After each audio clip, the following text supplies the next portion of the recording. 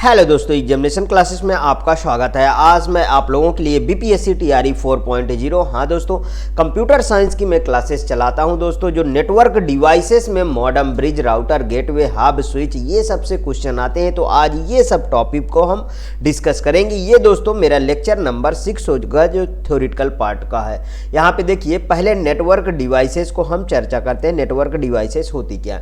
देखिए, network devices बिल्कुल simple वर्डों में समझिए दोस्तों, जो भी डाटा का आदान प्रदान किया जाता है। क्या किया जाता है दोस्तों? डाटा का आदान प्रदान किया जाता है, उसी में दोस्तों नेटवर्क डिवाइसेस का यूज होता है। समझ में आया? तो उसी को नेटवर्क डिवाइसेस कहते हैं। देखिए यहाँ पे नेटवर्क युक्तियां का मतलब डिवाइसेस, ठीक है। नेटवर्क युक्तियां वे उपकरण या इकाई होती है जो कंप्यूटर नेटवर्क में डाटा का आदान प्रदान करने के लिए प्रयुक्त होती है। समझ में आया? मतलब डाटा का आदान प्रदान करने में जो उपयोग होता है वो क्या होता है? वही डिवाइसेस होती है। तो फिर इन्हें नेटवर्क इक्विपमेंट भी कहते हैं। जाहिर सी बात है, इसी को हम आर करके नेटवर्क डिवाइस लिख सकते हैं, ठीक है। इसी को नेटवर्क डिवाइसेस भी कहते हैं। इतना समझ में आया? अब कुछ नेटवर्क डिवाइसेस हैं, उनके बारे में हम चर्चा करेंगे। शायद आपको बहुत अच्छी तरीके से समझ में आया डिफिनीशन। तो आगे देखिए, मॉडेम क्या है। सबसे पहले इसका फुल फॉर्म ही पूछ लिया जाता है, तो उसको फुल फॉर्म को लिख लीजिए। मॉड्यूलेटर और डीमॉड्यूलेटर, ठीक, ये इसका फुल फॉर्म है।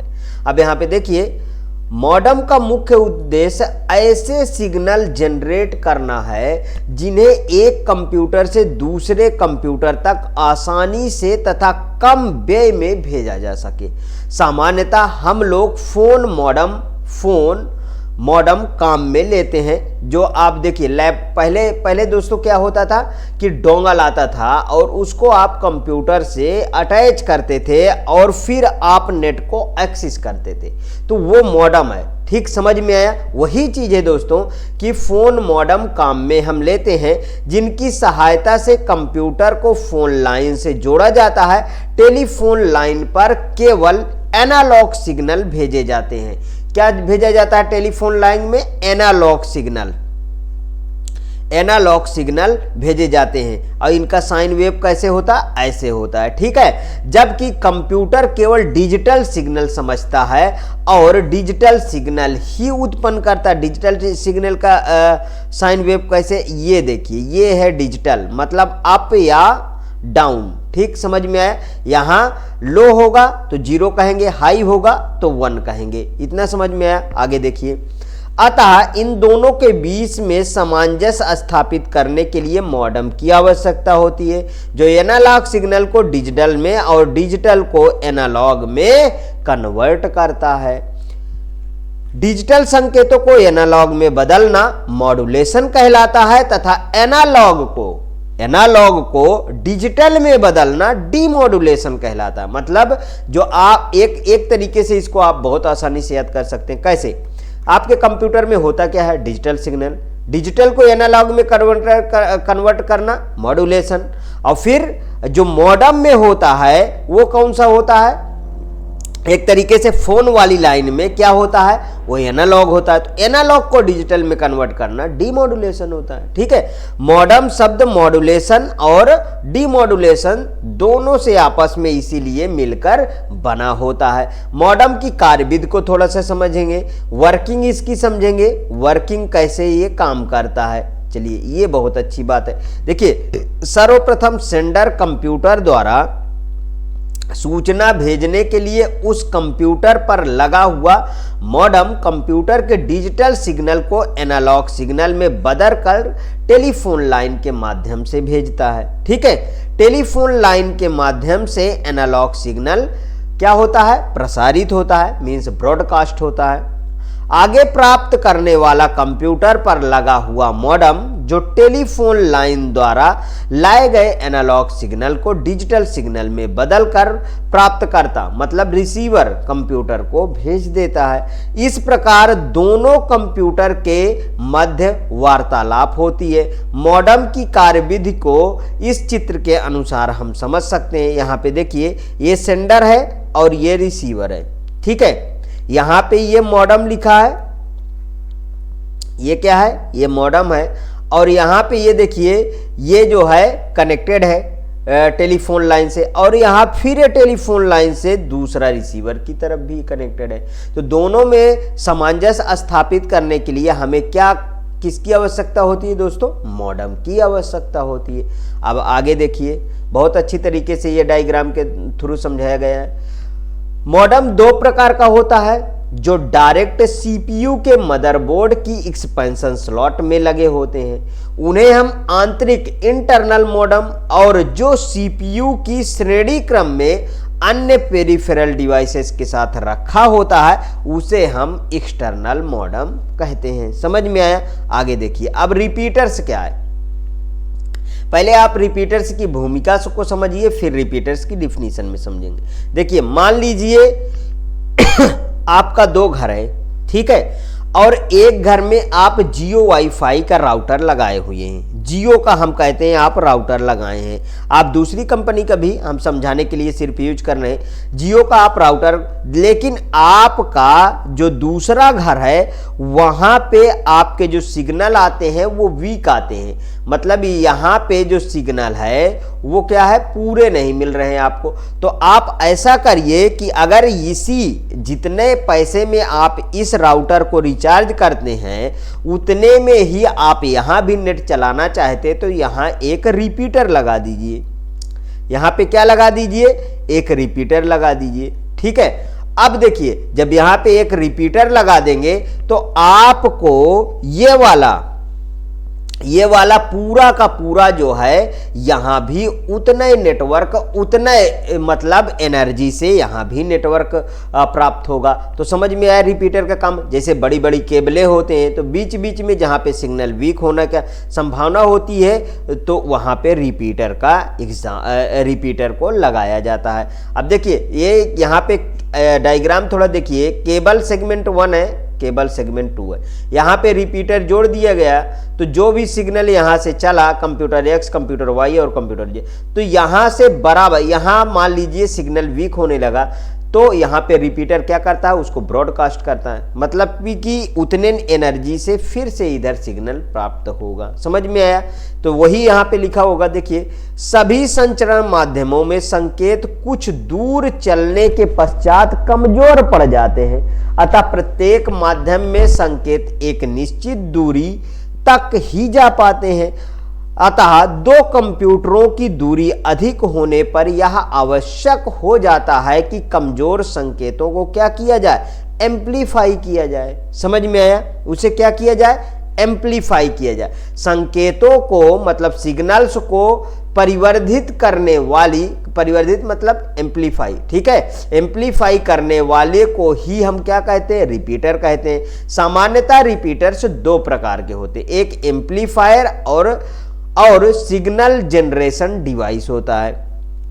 रिपीटर इस प्रकार के इलेक्ट्रॉनिक उपकरण हैं जो निम्न स्तर सिग्नल को हाई लेवल का बनाकर भेजते हैं।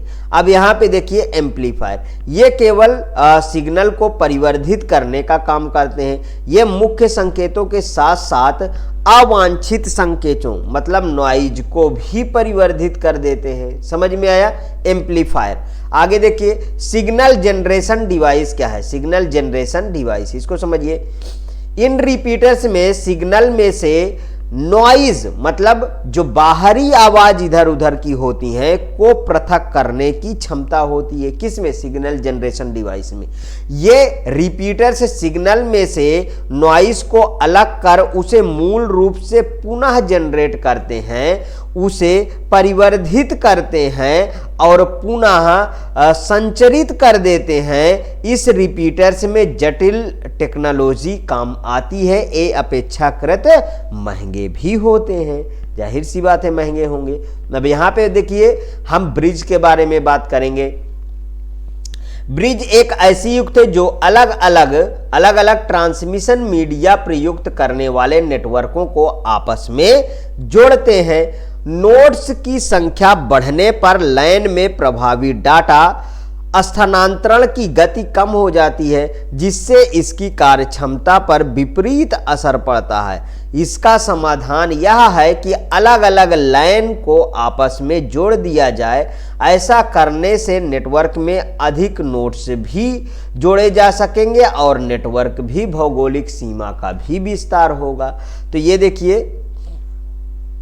यहाँ पे देखिए, ये हमारे पास एक हब है और ये दूसरा हब है। इन दोनों को हमें जोड़ने के लिए क्या यूज करना पड़ा? हमको यूज करना पड़ा ब्रिज। समझ में आया? ब्रिज एक सस्ती, आसान तकनीकी पर आधारित तीव्र युक्ति है। ब्रिज के उपयोग से नेटवर्क का प्रभावी आकार बढ़ जाता है। रिपीटर्स की तरह ब्रिज भी सिग्नल को एक भाग से दूसरे भाग में भेजने का कार्य करता है तथा सिग्नल को रीजनरेट भी करता है। सॉरी, आगे देखिए दोस्तों, राउटर। अभी राउटर को हमने बात कर ही रहे थे, जियो राउटर, ठीक है। उसी तरीके सेम टू सेम कंडीशन होती है। देखिए, राउटर भी ब्रिज की भांति अलग अलग नेटवर्कों को जोड़ने का कार्य करता है, किंतु राउटर ब्रिज की तुलना में अधिक जो है दक्षता से कार्य करता है। ब्रिज संकेतों को केवल आगे पाथ देता है, जबकि राउटर्स उन्हें परिष्कृत करके भागे, मतलब परिस्थित करने के बाद उसे भेजता है। राउटर इससे जुड़े सभी नेटवर्कों से डेटा प्राप्त करता है। वह पहुंचने के, मतलब डेस्टिनेशन एड्रेस के आधार पर उन्हें आगे क्या करता है? फॉरवर्ड करता रहता है। ये राउटर का काम।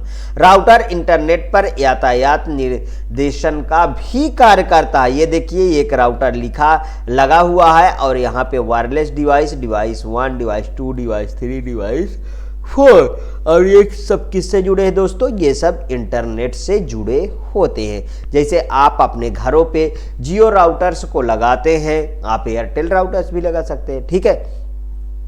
जितने भी वाईफाई डिवाइसेस होती हैं और उससे कनेक्टेड होते हैं और सब आसानी से वर्क करते हैं। अब गेटवे को देखिए दोस्तों, गेटवे क्या है? गेटवे ऐसी डिवाइस है जो अलग अलग प्रोटोकॉल के दो नेटवर्क को जोड़ता है, अतः इसे प्रोटोकॉल कन्वर्टर भी कहा जाता है। यह कार्य रिपीटर, ब्रिज तथा राउटर द्वारा संभव नहीं है, इसे गेटवे ही कर सकता है। गेटवे डाटा को आगे मार्ग प्रदान करने के अलावा या डाटा को एक नेटवर्क से दूसरे नेटवर्क में भेजने से पहले उसका क्या करता है? उसका आवश्यक रूपांतरण भी करता है। दो एकदम भिन्न प्रकार के नेटवर्कों में प्रयुक्त होने वाले संचार प्रोटोकॉल भी भिन्न भिन्न होते हैं। इन प्रोटोकॉल के रूपांतरण का कार्य भी गेटवे करता है। देखिए, यहाँ पे देखिए, ये है इंटरनेट गेटवे। आपके इसका चित्र आपको ऐसे मिल जाएगा, इस तरीके मिलता है, ठीक है। ये है इंटरनेट गेटवे और ये यहाँ पे देखिए, अब वायरलेस लैन इंटरफेस से जुड़ेंगे। हॉट स्पॉट गेटवे यहाँ पे लगा है। ये वाईफाई के तो ये हॉट स्पॉट इंटरफेस के तहत लैपटॉप है, लैपटॉप 1 हो गया, 2 हो गया, 3, ये सब इससे जुड़े हैं। ये है DNS रेडियस है, ठीक, समझ में है। इसके अलावा यदि दो नेटवर्क में भिन्न भिन्न एड्रेस स्कीम हो तो गेटवे एड्रेस रूपांतरण का कार्य भी करता है।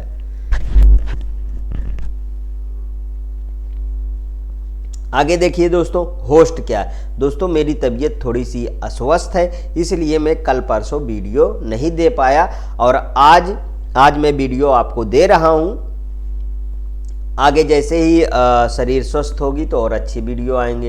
यहाँ पे देखिए, होस्ट वाइड एरिया नेटवर्क, मतलब वैन की कभी भी बात हो तो मतलब समझ लीजिएगा कि इंटरनेट की बात हो रही। इसके पहले मैं दोस्तों ये लैन, मैन, ये सब के बारे में थोड़ा पढ़ाया हूँ, तो आप प्रीवियस वीडियो जरूर देखिए। यहाँ पे देखिए, वाइड एरिया नेटवर्क वैन में अनेक ऐसे कंप्यूटर्स होते हैं जिनका उद्देश्य उपयोक्ताओं के प्रोग्रामों का एग्जीक्यूशन करना होता है।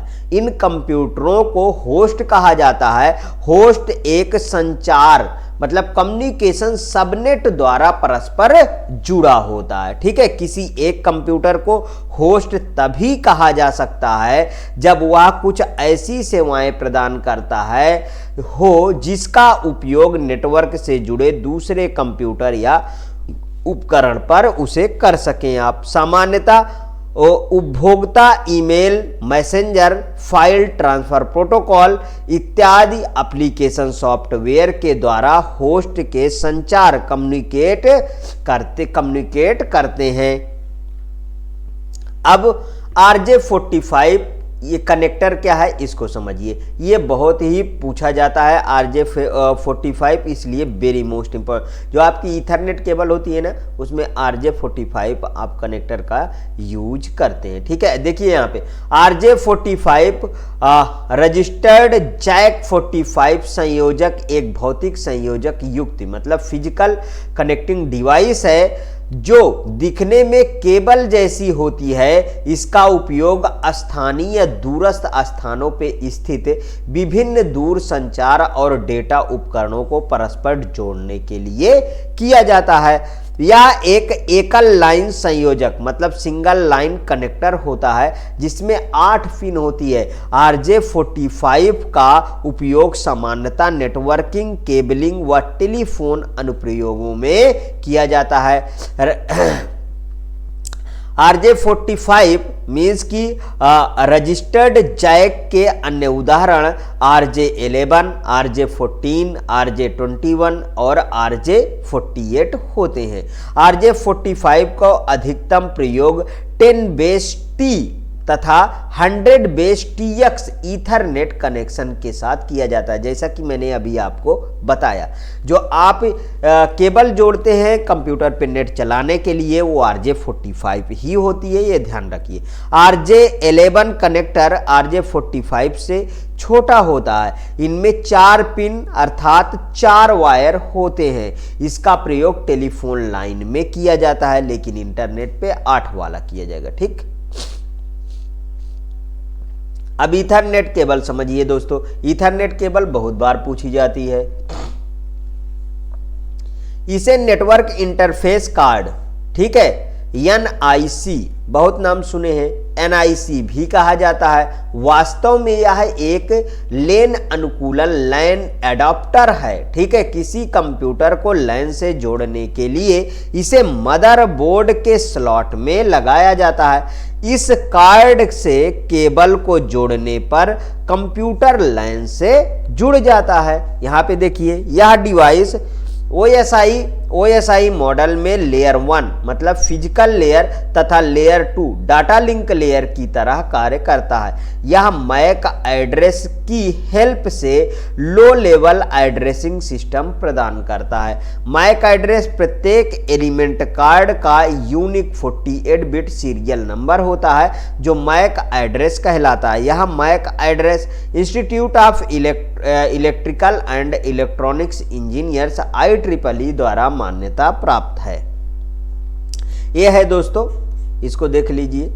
ठीक, ये अंदर देखिए, ये वाला जो आप केबल लगाते हैं इसमें जो कनेक्टर लगाते हैं वो ये है पॉइंट। ठीक है, इसी में आप जब लगा देते हैं तो आप में नेट एक्सेस होने लगता है और वो ब्लिंकिंग भी करता रहता है। अब नोड देखिए, नोड क्या है? लैन से जुड़े कोई भी डिवाइस या उपकरण जैसे कि कंप्यूटर, प्रिंटर, प्लॉटर, मॉडम आदि नोड कहलाता है। प्रत्येक नोड का एक विशिष्ट पता यूनिक एड्रेस होता है। एक नोड लैन में स्थित किसी भी नोड से कम्युनिकेट कर सकता है। हब देखिए, हब क्या है? हब यह लैन का एक महत्वपूर्ण घटक है, मींस कंपोनेंट है, जो लैन में एक केंद्र बिंदु मतलब सेंट्रल पॉइंट का कार्य करता है। लैन के सभी नोड्स केबल द्वारा हब से जुड़े होते हैं। एक लैन के किसी 2 नोड्स के बीच होने वाले संचार में समस्त डेटा संकेत हब के माध्यम से ही होकर गुजरते हैं। दोस्तों इस समय हब से अच्छा स्विच हो गया है, ध्यान रखिएगा। स्विच का प्रयोग ज्यादा करते हैं, ना कि हब का प्रयोग करते हैं। ठीक है, जो काम हब अच्छी तरीके से नहीं कर पाता था वो अब स्विच करने लगा, क्योंकि स्विच इंटेलिजेंस डिवाइस भी है, आगे अभी आएगा। यहाँ पे देखिए, हब एक ऐसा डिवाइस होता है जो मल्टीपल ट्विस्टेड पेयर या फाइबर ऑप्टिक्स ईथरनेट डिवाइस को आपस में जोड़ता है। ये देखिए बहुत सारा लगा हुआ है ना, देखिए इन सब को एक साथ कनेक्ट करता है तथा इन्हें सिंगल नेटवर्क सेगमेंट प्रोवाइड करता है। ये OSI मॉडल के फिजिकल लेयर मतलब लेयर फर्स्ट पर कार्य करता है। अब OSI मॉडल की 7 लेयर आपको पता होनी चाहिए, थोड़ी सी मैं रिपीट कर देता हूं। आपको मैं कई बार ये चीज बता चुका हूं, ये वाली टिक आप ST नहीं दे पाएंगे, ये बताया हूं। देखिए यहां से P निकल के आया, यहां से D निकल के आया, ठीक है, यहां से N निकल के आया और यहाँ से ST तो है ही है, यहाँ से फिर आपके का निकल के आया, A निकल के आया और यहाँ से P निकल के आया। देखिए सबसे पहली लेयर क्या है, फिजिकल लेयर। फिजिकल लेयर बहुत आसानी तरीके से आपको याद करा दूंगा, जो कभी नहीं भूलेंगे। दूसरी लेयर है D से data link layer, data link layer. अब देखिए यहाँ पे आप ST नहीं दे पाएंगे, ST क्या है, स्पीड टेस्ट आप देते ही हैं, ठीक है, तो D से हो गया। तीसरा है N से नेटवर्क लेयर। N से क्या है दोस्तों, नेटवर्क लेयर। अब देखिए यहाँ पे क्या है, T से क्या है, ट्रांसपोर्ट लेयर। चौथा ट्रांसपोर्ट लेयर, ट्रांसपोर्ट लेयर, ठीक। अब S से क्या है दोस्तों, सेशन लेयर। पांचवा क्या है हमारा, सेशन लेयर, सेशन लेयर। और छठा क्या है, प्रेजेंटेशन लेयर, प्रेजेंटेशन लेयर, ठीक।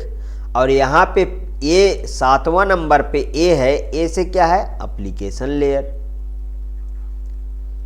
एप्लीकेशन लेयर, ठीक। अब आप कहेंगे ये यहाँ पे हमारा जो अभी अभी हमने हब को पढ़ा, ठीक है, वो किस पे काम करता है, वो हमारा फिजिकल लेयर पे।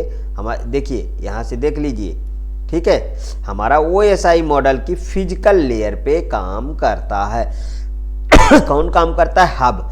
अब इसमें भी दोस्तों 3 पार्ट बनते हैं। पहला नीचे का 3 पार्ट, ये वाला देखिए, यहाँ से नीचे चले आइए, इसको बोलते हैं लोअर लेयर। लोअर लेयर जो हार्डवेयर लेयर कहलाती है, और ये आपका ऊपर का 3, इसे बोलते हैं आपका, ठीक है, अपर लेयर। क्या बोलते हैं, अपर लेयर बोलते हैं, जो आपका सॉफ्टवेयर लेयर कहलाती है। और ये आपकी बीच वाली क्या कहलाती है, वो मिडल लेयर कहलाती है, मिडिल लेयर कहलाती है। समझ में आया, आगे चलिए, आगे नहीं अभी इसी में थोड़ा सा है, ठीक।